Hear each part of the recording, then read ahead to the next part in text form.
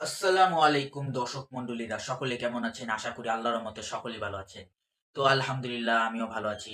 দীর্ঘ অপেক্ষার পরে আপনাদের মাঝে এই ভিডিও জগতে আবারও দেখা হলো।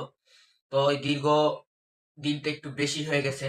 কারণ আজকে ১৭ তারিখ, আজকে আমাদের পরীক্ষাটি সমাপ্ত হলো। হ্যাঁ, আপনাদের অবাক হওয়ারই কথা।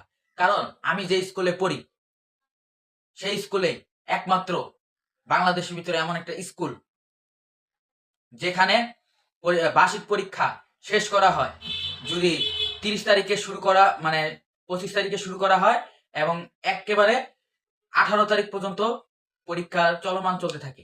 ১৮ তারিখ পরেই পরীক্ষাটি সমাপ্ত হয়। যেহেতু আমি কিন্তু আমাদের পরীক্ষা আজকেই শেষ, ১৭ তারিখ। তো অন্য স্কুলে যদি থাকতাম তাহলে এতদিনে ৭-৮ তারিখে পরীক্ষা শেষ হয়ে যেত। তা আমার কিছু করার নেই।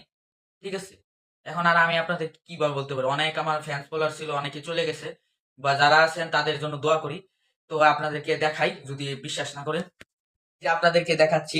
বিদ্যা সরি, আপনাদেরকে বিদ্যালয়ের নামটি দেখাতে পারবো না। তাহলে এই বিদ্যালয়ের মান সম্মানটি নষ্ট হয়ে যাবে।